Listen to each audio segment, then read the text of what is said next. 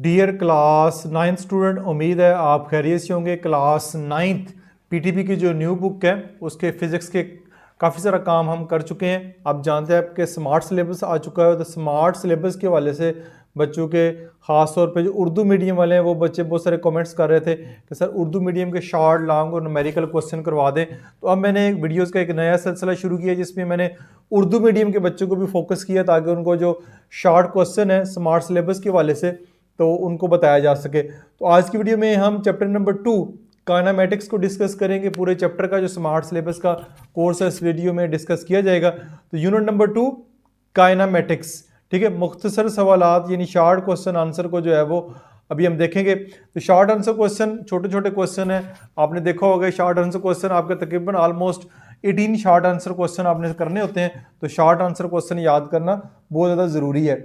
पहला सवाल है स्केलर और वेक्टर मिकदारों की तारीफ करें। Define scalar and vector quantities, ये आपने डिफाइन करना है। सबसे पहले स्केलर मिकदार, स्केलर क्वांटिटी। स्केलर एक ऐसी तभी फिजिकल क्वांटिटी है, मिकदार है, जो सिर्फ उसकी अददी मिकदार के जरिए मुकम्मल तौर पर बयान की जाती है। ठीक है, स्केलर एक ऐसी तभी मिकदार है जो सिर्फ उसकी अददी मैग्नीट्यूड यानी कि मैग्नीट्यूड मिकदार के जरिए मुकम्मल तौर पर बयान की जाती है। नेक्स्ट फिर हमारे पास जो है वो वेक्टर मिकदार है, वेक्टर क्वांटिटी है। वेक्टर एक ऐसी तभी मिकदार है जिसे मुकम्मल तौर पर बयान करने के लिए इसकी अददी मिकदार यानी मैग्नीट्यूड के साथ साथ जो इसकी सिमत है, सिमत भी आपने बतानी होती है, डायरेक्शन भी बतानी होती है, तो वो वेक्टर क्वांटिटी कहेंगे उसको। फिर स्केलर और वेक्टर मिकदारों की 5 मिसालें दें। एग्जाम्पल ज़रूर आएंगी जब भी आपने डिफाइन करना है, डिफाइन के साथ साथ आपने इसकी जो एग्जाम्पल ज़रूर देनी है। मास है, लंबाई है, लंबाई लेंथ, वक्त, टाइम, स्पीड, वर्क, ठीक है, ये इसकी स्केलर मिकदारों की मिसालें हैं। फिर वेक्टर की मिसालें ये होंगी, वेलोसिटी है, डिस्प्लेसमेंट है, फोर्स है, उसके बाद मोमेंटम एंड टॉर्क, ये आप वेक्टर की लिखेंगे। जब भी आपने इनको भी एक्सप्लेन करना है, वेलोसिटी, डिस्प्लेसमेंट, फोर्स, मोमेंटम, तो तब भी आपने जो है वो इनकी जो ऐसे यूनिट भी लिखनी होती है और साथ साथ ये भी बताना होता है ये वेक्टर है या स्केलर क्वांटिटीज़ हैं।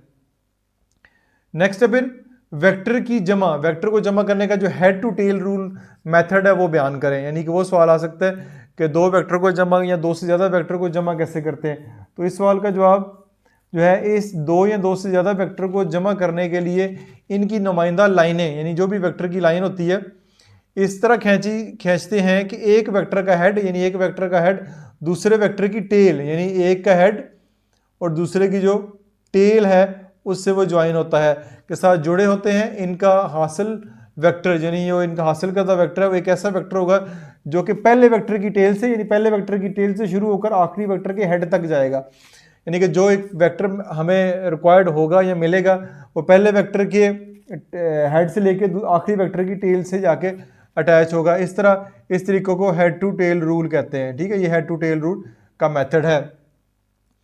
नंबर 4 पे है फासला वक्त ग्राफ, डिस्टेंस टाइम ग्राफ और स्पीड टाइम ग्राफ क्या है।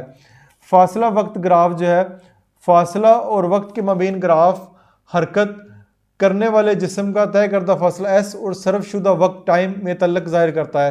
यानी कि जब भी हम डिस्टेंस टाइम ग्राफ को ज़ाहिर करेंगे तो कोई भी बॉडी होगी उसने कितना फासला तय किया और कितने टाइम में तय किया, वो जो ताल्लुक है उसको शो करेंगे। फिर नेक्स्ट है speed time graph. Speed time graph में स्पीड और वक्त के माबेन ग्राफ हरकत करने वाले जिस्म के तय करदा कुल फासले के बराबर होता है और स्पीड टाइम ग्राफ के नीचे वक्त के एक्सिस तक का रकबा अजीज तौर पर जिस्म के कुल तय करदा कुल फासले के बराबर होता है। स्पीड टाइम ग्राफ में कितने टाइम में कितनी स्पीड के साथ वो फासला तय किया वो हमारे पास स्पीड टाइम ग्राफ में आता है।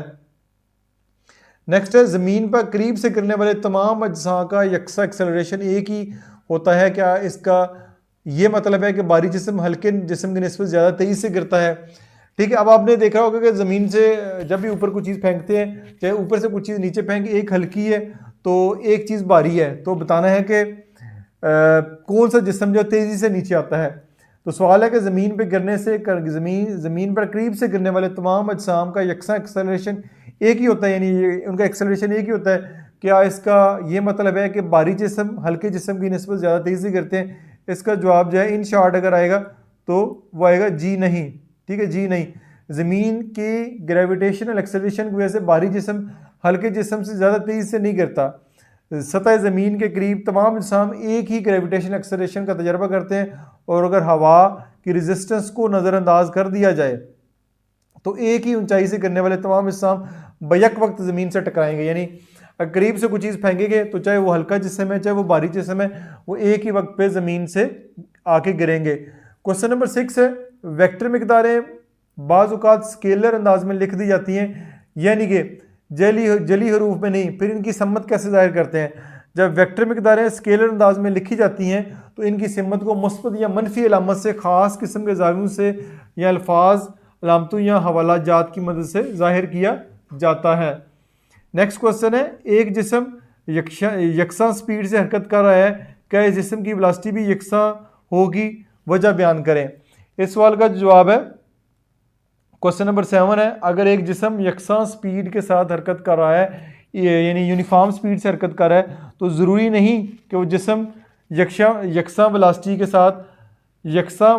के साथ भी हरकत करे। वजह, स्पीड एक स्केलर मिकदार है जो सिर्फ अददी कीमत को ज़ाहिर करती है, जबकि वेलोसिटी एक वेक्टर मिकदार है जो किसी जिस्म की हरकत को अददी कीमत और सम्मत के साथ ज़ाहिर करते हैं।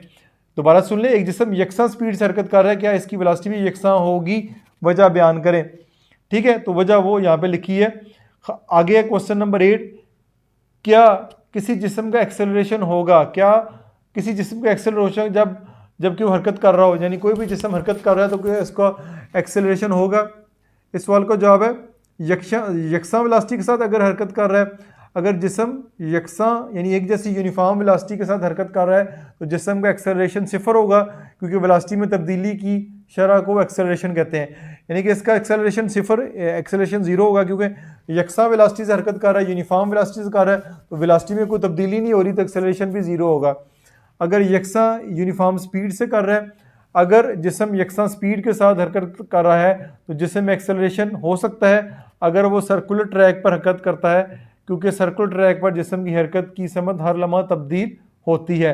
तो यहाँ पे आपके जो शॉर्ट क्वेश्चन है वो मुकम्मल हो चुके हैं। इस पर नेक्स्ट चलते हैं कंस्ट्रक्टिव रिस्पांस क्वेश्चन, तामीरी फ़िक्र के सवालात। ठीक है, कंस्ट्रक्टिव रिस्पांस क्वेश्चन यानी इनके जो आंसर है वो लंबे होंगे। तो पहला सवाल है, फासला, डिस्टेंस और डिस्प्लेसमेंट की अददी कीमतें बराबर भी हो सकती हैं और नहीं भी, इस बयान की वजाहत करें। डिस्टेंस और डिस्प्लेसमेंट की अददी मैग्नीट्यूड जो वैल्यू है बराबर भी हो सकती है और नहीं भी, इसकी वजाहत करें। तो इस सवाल का जो जवाब होगा, फासला, डिस्टेंस और डिस्प्लेसमेंट की अददी कीमतें बराबर नहीं हो सकती, क्योंकि फासला कुल सफ़र को जाहिर करता है, जबकि डिस्प्लेसमेंट में 2 पॉइंट्स के दरमियान कम से कम फासला होता है। डिस्टेंस टोटल डिस्टेंस होता है, डिस्प्लेसमेंट जो होता है वो 2 पॉइंट्स के दरमियान जो शॉर्टेस्ट वे होता है उसको हम डिस्प्लेसमेंट कहते हैं। फासला और डिस्प्लेसमेंट सिर्फ इस सूरत में बराबर हो सकते हैं जब ख़त मुस्तकीम में एक ही सम्मत में जिस्म हरकत कर रहा हो, तब ये बराबर हो सकते हैं। ठीक है, आगे क्वेश्चन नंबर 2 है, जब बंदूक से गोली दागी जाती है तो जिस वेलोसिटी से गोली नाली से निकलती है इसे बंदूक की मिज़ल वेलोसिटी कहा जाता है। लंबी नाली वाली एक बंदूक की मिज़ल वेलोसिटी एक छोटी नाली वाली बंदूक की मिज़ल वेलोसिटी से कम होती है। किस बंदूक में गोली का एक्सेलरेशन ज़्यादा होगा, अपने जवाब को साबित करें, यानी यहाँ पे आपने प्रूव करना है अपने जवाब को। तो इसमें छोटी नाली वाली बंदूक में गोली का एक्सेलरेशन ज़्यादा होगा, यानी छोटी नाली वाली जो बंदूक होगी इसमें गोली का एक्सेलरेशन ज़्यादा होगा, क्योंकि छोटी नाली वाली बंदूक की गोली की मिज़ल वेलोसिटी बड़ी नाली वाली बंदूक की गोली की मिज़ल वेलोसिटी से ज़्यादा होती है।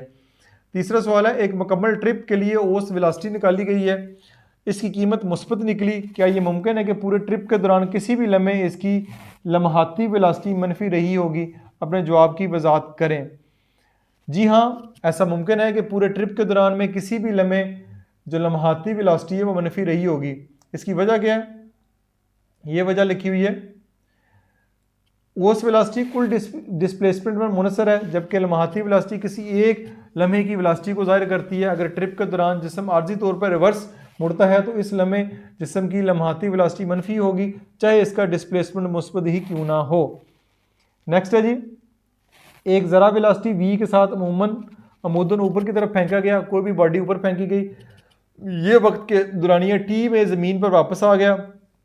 नीचे दिए गए ग्राफ में से कौन सा ग्राफ इस हरकत का सही ज़ाहिर करता है, अपने जवाब की वजाहत करें। ये आपको नीचे ग्राफ दिए गए हैं। तो इसमें जो पहला है वो जवाब ठीक है।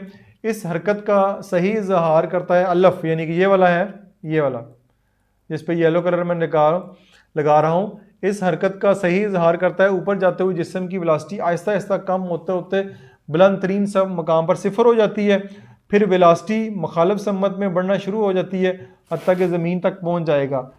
ग्राफ के नीचे का रकबा डिस्प्लेसमेंट को जाहिर करता है जो कि सिफर है, जबकि जिस्म ज़मीन पर वापस आ जाता है। तो ये इसकी रीज़न होगी। नेक्स्ट हमारे पास नंबर 5 पे नीचे दिए की शक्ल में एक साइकिलिस्ट के सफ़र का फासला वक्त ग्राफ है। इसमें ए, बी और सी कतों के दौरान वेलोसिटी मालूम करें। ये आपको ग्राफ नज़र आ रहा है, ठीक है। तो ये आपका यहाँ से लेके यहाँ तक ए, फिर बी और फिर सी का जो फासला है वो फाइंड करना है। तो सबसे पहले ये है जवाब ए वेलोसिटी के लिए, जिसमें डेल्टा डी, यानी कि अगर देखा जाए तो डिस्टेंस ये इस साइड पे डिस्टेंस है 2 किलोमीटर का है। 2 किलोमीटर जीरो से शुरू किया था उसने, 2 किलोमीटर का फासला तय किया है। डेल्टा टाइम में क्या तब्दीली है, टाइम इसको लगा है 6 मिनट का, ठीक है। ये इधर 6 मिनट का, 6 मिनट के ऊपर आ जाएं तो 6 मिनट जीरो से स्टार्ट किया था, 6 मिनट्स में से जीरो करेंगे तो 6 मिनट आ जाएंगे। टाइम 6 मिनट है, फासला 2 किलोमीटर है। तो वेलोसिटी फाइंड करनी है delta T over delta D over delta T, 2/6 तो 0.33 किलोमीटर पर मिनट आपके पास आंसर आएगा। फिर बी के लिए जो है अब यहाँ पे उसका 2 किलोमीटर और 2 किलोमीटर है, टाइम जो है 6 से जो है वो 12 मिनट, 6 से 10 मिनट, हाँ जी 6 से 10 मिनट हो गया। तो डेल्टा डी टाइम डिस्टेंस जो है 2 किलोमीटर माइनस 2 किलोमीटर, जीरो, कोई डिस्टेंस तय नहीं किया।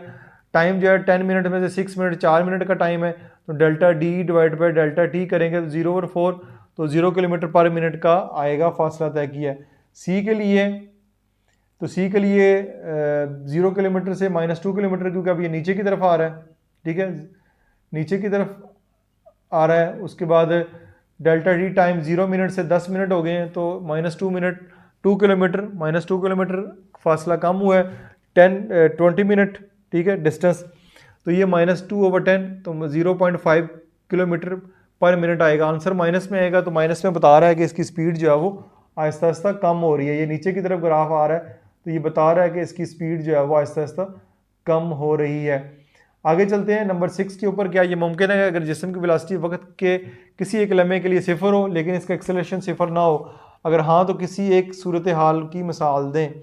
जी हाँ, एक ऐसा मुमकिन है। मिसाल के तौर पर मुद्दी या मुद्दन ऊपर फेंका गया बाल बुलंद तरीन मकाम पर सिफर वेलोसिटी रखता है, यानी उसकी जब बुलंद तरीन मकाम पर पहुंचता है तो सिफर वेलोसिटी हो जाती है, मगर ग्रेविटेशनल एक्सेलरेशन, मगर ग्रेविटी की वजह से इसका एक्सेलरेशन यकसान रहता है, जाके 9.8 मीटर पर सेकंड राउंड ऑफ करेंगे तो 10 मीटर पर सेकंड होगा। तो ये शॉर्ट क्वेश्चन हो गए। इसके बाद जो है वो अब लॉन्ग क्वेश्चन की जानब चलेंगे नेक्स्ट वीडियो में, लेकिन इस वीडियो में हम शॉर्ट और कंस्ट्रक्टेड रिस्पांस क्वेश्चन तक की अपनी वीडियो को एंड करेंगे।